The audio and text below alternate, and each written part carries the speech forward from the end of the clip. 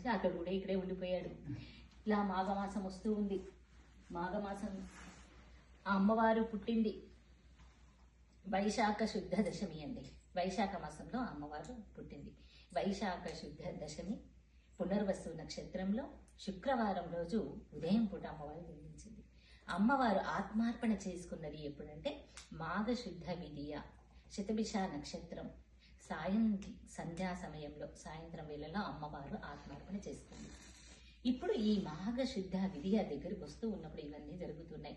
ఇంకా రాజు మాఘ శుద్ధ విధియ వచ్చేటప్పటికి ఆ రాజు పెనుగొండకి వస్తూ ఉన్నప్పుడు అతని భార్య ఎంతో చెప్పింది, వెళ్ళకండి, ఆ అమ్మవారు సాక్షాత్తు పరమేశ్వరి స్వరూపం, ఆ వైశ్యుల దగ్గర వెళ్ళిపోతున్నారు, వాళ్ళ కూతుర్ని నువ్వు చేసుకోవద్దు అని కాళ్ళ వేళ్ళ పడుతుందని ఆయన భార్య.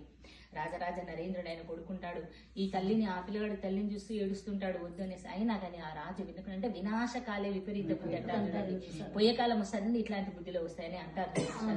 అతడు ఎవరి మాట కూడా వినకుండా వచ్చేస్తూ ఉంటాడు అనమాట. ఆ అమ్మ చెప్తుంది, నాకేదో దుశ్శకనాలు అంటే నెగిటివ్ థింగ్స్ వస్తున్నాయి, వెళ్ళకండి, మంచిది కాదని చెప్తుంది భార్య మాట వినలేదు ఆయన, కొడుకు మాట వినలేదు. అతని సహచరులు ఎవరైతే ఆయన క్షేమం కోరుకున్నారో ఎవరి మాట వినలే.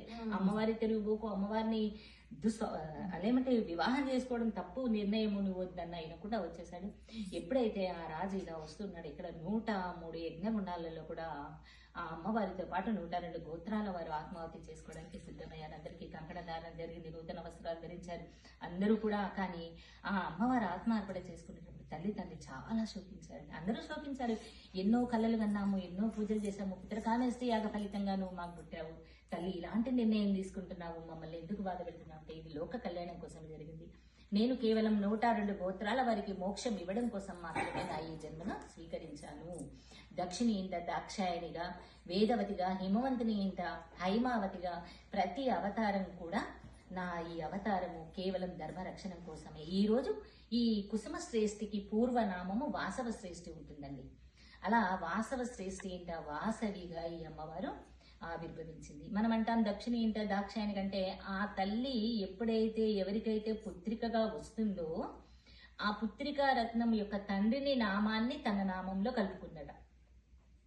అంటే పలానోళ్ళ భార్య అంటే భర్త పేరు ఈ అవతారంలో ఒక భర్త, ఇంకో అవతారంలో ఇంకో భర్త. కానీ ఎప్పుడైతే ఈమె పుత్రికగా ఎవరికైతే వచ్చిందో వాళ్ళ తండ్రి నామాన్ని ఈ అమ్మలో ఉంది. అంటే అందుకని దక్షిణి ఇంట దాక్షాయణిగా, హిమవంతుని ఇంట హైమావతిగా, భృగుని ఇంట భార్గవీ నామం దేయంతో వేదవతిగా, సీతాదేవి ఇక్కడ వాసవ శ్రేష్ఠి ఇంట వాసవి మాతగా నేను ఇలా అమ్మవారు ఆవిర్భవిస్తుంది. నేను కేవలం ధర్మ పరిరక్షణ కోసం, మీ 102 గోత్రాల వారికి మోక్షం ఇవ్వడం కోసమే నేను ఆవిర్భవించానని చెప్పినప్పుడు అందరూ కూడా మీరెవరూ బాధపడకండి, ఇది లోక కళ్యాణం కోసమే జరుగుతుంది, నేను ఆ పరమశివునిలో మళ్ళీ ఐక్యమైపోవాల్సిందే, నేను ఈ అవతారం స్వీకరించానని మళ్ళీ అవతారం అయిన తర్వాత పరమశివుడికి కదా వెళ్ళిపోవాల్సింది అన్నప్పుడు వీళ్ళందరూ కూడా వేసినప్పుడు ఒక కొత్త జంట అప్పుడే పెళ్లి చేసుకుని పెనుగొండకు వచ్చారండి దర్శనం చేసుకోవడానికి.